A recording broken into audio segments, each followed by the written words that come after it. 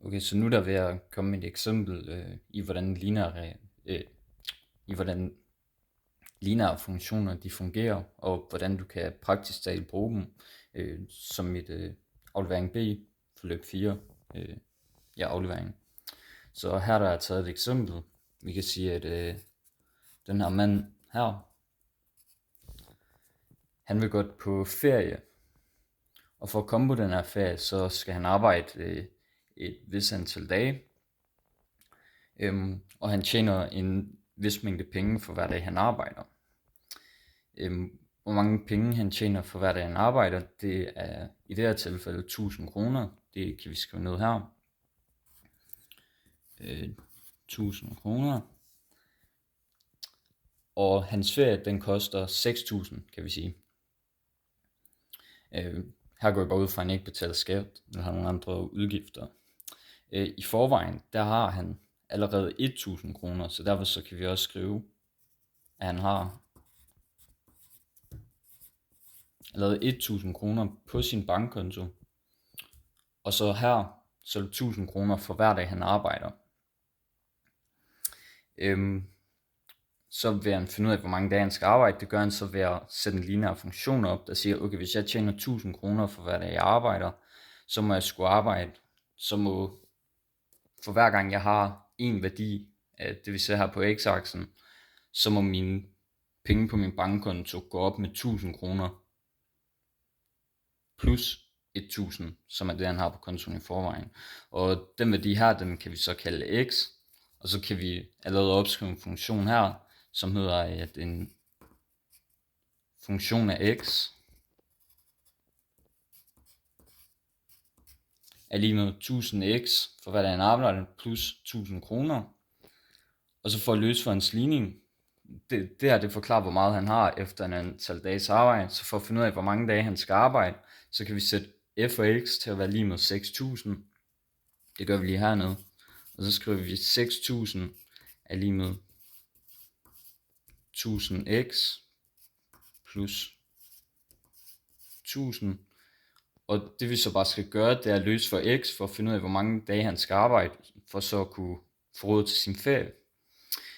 Det kan vi bare gøre ved at løse for x her. Det betyder, at 5000 er lige med 1000x, og så må 5 være lige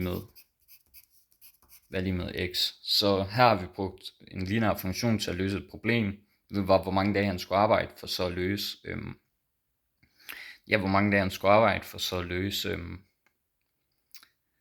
for at løse et problem med at have råd til en ferie. Det vi så også kan gøre, det er, at vi kan plotte det her, og så kan vi plotte det som funktion, og så kan vi se, okay, hvis han arbejder så mange dage her, så har han den her mængde penge på sin bankkonto. Den måde vi gør det på, det er, at vi ved her, så starter han med 1000 kroner, så der starter vi med at sende en prik, det er det han har på dag 0. Så ved vi, på dag 1 han arbejder, så vil han så have yderligere 1000 kroner. På dag 2 han arbejder, så vil han så have 3000 kroner. Og på dag 3, og så videre, så vil han så have 4000.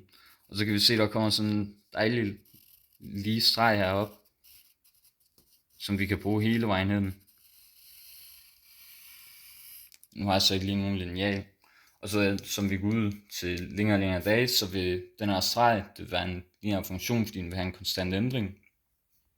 Og på den måde, så kan vi finde ud af, hvor meget han har tjent på et vist tidspunkt. Hvis vi så vil finde ud af det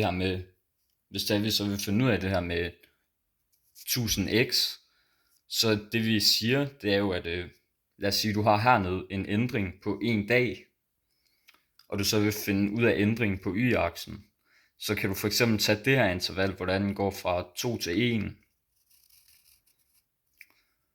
og dividere den med det her interval, hvordan den går fra 3000 til 2000. Og det vi så kan gøre, det er noget smart her, det er, at vi kan sige 3000 minus 2000 divideret med 2 minus 1. Det giver så 1000 over 1. 1000 over 1 vil være lige med 1000. Og så finder vi ud af, på grund af at funktionen den er lineær, at en ændring på en dag, det giver en yderligere stigning på kronernes bankkonto på 1000 kroner, så vi lige matematisk bevise den sammenhæng. Det vi så også kan se her, det er, at på dag 0, der er beløbet lige med 1000 kroner. Og grunden til det er fordi, at hvis han slet ikke arbejder, så ville han have haft 1000 kroner på sin bankkonto til at starte med, og derfor så ved x er lige med 0, så får vi 1000 kroner, hvilket vi også bare kan se ved at plotte ind 0 her, og så er det bare f af x er lige med 1000 på 0. Og det man så kan bruge det her til, det er op for meget større mængder. Lad os sige, at du arbejder 120 dage, så kan du finde ud af, hvor mange penge har jeg så efter de her 120 dage, givet den her løn. Du kan også bruge en mere kompleks tal. Lad os sige, der stod 932 her, så du tjener 932 kroner per dag. Så er det sværere at bare lave i hovedet, okay, hvor mange penge har jeg så efter at arbejde 132 dage, men så kan du bruge den her graf bare lige til at slå op, okay, så går jeg hen på den x-værdi, der siger 132, og så kan jeg finde den tilsvarende penge, jeg har på min bankkonto den dag, og på den måde så simplificerer det hele den her proces med at forstå, hvordan i det her, for eksempel pengene på min bankkonto ændrer sig over tid. Det vi så kan se her, det er, at den afhængige variabel, det er jo så antal penge, den er afhængig af, hvor mange dage man arbejder, og den uafhængige variabel, det er så antal dage, du arbejder, fordi du bestemmer selv, hvor mange dage du så har lyst til at arbejde. Ja, og det var så min præsentation for et eksempel for, hvordan man kan bruge lineære funktioner.